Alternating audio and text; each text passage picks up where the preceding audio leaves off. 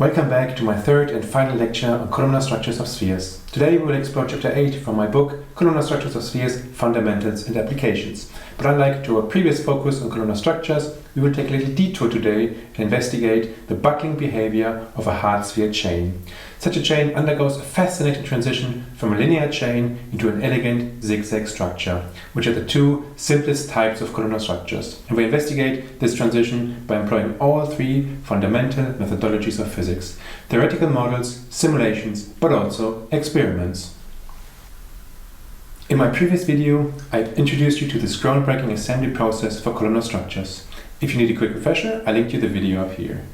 The group around Lee et al. Came up with this novel assembly process from columnar structures. Their experiments involved rapid rotations in polymeric beads in a fluid, which essentially behave like hard spheres. You can observe that these beads are being pushed towards the central axis where they form a columnar structure.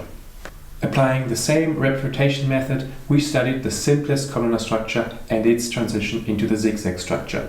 Following Lee et al.'s experiments, we placed polymeric beads together with water inside a rotating tube. However, our approach involved a significantly reduced number of beads and therefore a lower number density. This choice allows us to exhibit this captivating buckled chain of spheres. And during my PhD, we developed a theory that explains this buckling behavior, which we then corroborated with simulations and eventually validated by running these lathe experiments. I will share with you our findings from all three methodologies in this presentation. The study of buckling behavior has spanned over centuries, primarily due to its critical role in structural engineering. Slender structures such as the steel beam may undergo a sudden and potentially catastrophic failure under compressive loads. Axial compression can trigger lateral deflection, leading to a loss of load-bearing capacity. The Swiss mathematician Leonhard Euler developed a theory for the buckling of idealized slender columns under axial compression. The theory establishes that the buckling occurs when the applied compression exceeds a critical value. While our theory demonstrates the importance of studying buckling behavior, it does not directly apply to our structures here, since they are not idealized slender columns. Apart from the buckling behavior, our structures have actually little in common with steel beams. Our linear chain of spheres bears a closer resemblance to microscale structures, such as so-called coulomb crystals confined by a Paul trap. The Paul trap confines ions around the central axis using a static and oscillating electric field, forming a quadrupole field that locks the spheres in place radially, hence the name of a coulomb crystal. Under strong confinement, these ions align in a straight line. By relaxing the radial field, the structures transform into this zigzag structure, similar to what we observe in our experiments through continuous compression of the buckled structure. The striking resemblance between our buckled chain of spheres and the coulomb crystal raises the conjecture if such a buckled structure is also observable in a coulomb crystal. While not reported so far, our research might inspire future exploration into this subject. Now, coulomb crystals are currently studied intensively because of their applications in quantum computing. Due to their solid-state properties, they may serve as a platform for the creation and manipulation of individual qubits. Let's have a closer look at how this buckling actually forms and how it is controlled. When the number of spheres is commensurable with the length of the rotating tube, we exhibit such a linear chain of spheres. When we now compress this chain, local buckling occurs and we end up with such a buckled zigzag structure. And what we see is the control parameter of such an experiment is actually related to the distance between the two endpoints and is essentially the compression of the system. And we'll define the compression delta now as n minus L over d. In order to theoretically describe these structures, we developed an iterative scheme to calculate the structure for a given compressive force G0. This scheme calculates angles and forces based on previous angles and forces, and it is initiated by setting the first angle to 0 and leaving the first force arbitrary. We know the equilibrium structure is then found when the final angle is 0 again. So we can apply a shooting method, where we vary the initial force systematically until the last angle is 0. In fact, we actually search for the root of the iterative scheme. Applying this method now at low compression, only one solution is found: the symmetric structure. Here I plotted its displacement from the central axis. For the symmetric structure, we notice the peak position of the displacement plot is in the center. As compression increases, multiple structures become feasible. Where the blue stars represent the symmetric structure, the presence of the red stars indicate the feasibility of asymmetric structures. The center position is marked by the black line and the peak position is indicated by a red line. Notably, these positions do not coincide for the asymmetric structure.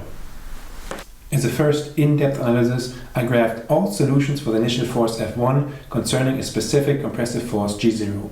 This will give you this beautiful but incomprehensible figure. At a high compressive force, we only observe the symmetric structure, but by lowering the compressive force, we end up with this jungle of structures, where each line essentially represents an asymmetric structure.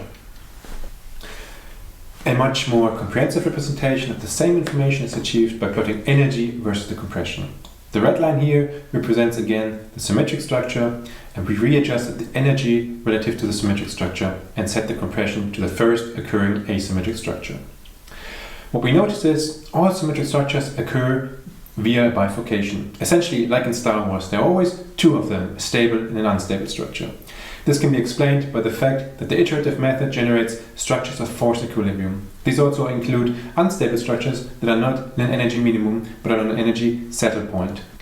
Now, to discern stability, we minimize the energy of each structure using a finite size simulation. We employed the same simulation technique that I explained to you in my previous video. This simulation is based on the soft sphere model with a high spring constant, ensuring the spheres behave like non-overlapping hard spheres. We load then each structure into our simulation, calculate the total energy, and minimize it by using the Basin-Hopking algorithm. If the structure remains unchanged in energy minimization, it is stable. If it changes, the structure is unstable. We notice the two types of structures actually differ in their peak position. Stable structures all have their peak position between two spheres. For unstable structures, the peak position actually coincides with the sphere position. Having predicted structure through our numerical approach and verified them with simulation, it is time to put our entire theory to the ultimate test, experimental validation. We placed polymeric beads together with water inside a rotating tube using a lathe. The buoyancy of the beads in the water causes them to be pushed towards the central axis, forming a bucket linear chain. And now we can vary the compression of the system to perform an exhaustive search for the stable structures. We were indeed able to observe all stable structures experimentally. Each structure can be identified by the peak position relative to its center line. I marked here on the experimental images the center line in blue. The experimental confirmation of such structures therefore serves as a compelling evidence validating the robustness of our theoretical framework, and we have therefore created a valid foundation for studying such bucket structures. Based on this foundation, my former colleagues Ali and John extended this work in projects that will outline to you in this concluding section. Ali discovered that the same type of structures occur by placing spheres on the inside of a glass tube. Because of the curved surface, the spheres are then pushed towards the center, very similar to the centripetal force in our experiments. What's so remarkable about his experiment is that Ali was able to perform them from his bedroom in Iran. He performed these experiments during the COVID lockdown when everybody was staying at home. His method and results were then published in the Imagine Math 8 journal with the appropriate title, Physics in a Small Bedroom. John continued the work on the theoretical framework, evolving it into a continuum model that describes the buckling behavior under compression and tilt. In this continuum model, the index of the sphere n becomes a continuous variable u, and the displacement Rn then becomes a function of this variable u, which we call phi. Essentially, the spheres become infinitesimally small, but infinitely many, transforming the chain of spheres into a single line as illustrated in this animation here. Now, according to Hutzler et al.'s paper, the buckling behavior of such a structure is then described by this nonlinear differential equation. John then solved this differential equation as part of his PhD thesis under various conditions and assumptions that simplify this equation. However, this already exceeds the scope of this video, and for a comprehensive understanding, I recommend you exploring the paper or read John's PhD thesis. And with this, our journey through the world of columnar structure ends for the time being. If you made it through all 3 videos, I'd like to thank you for exploring these remarkable structures with me, and if you missed any of the other videos, you can find them on my channel.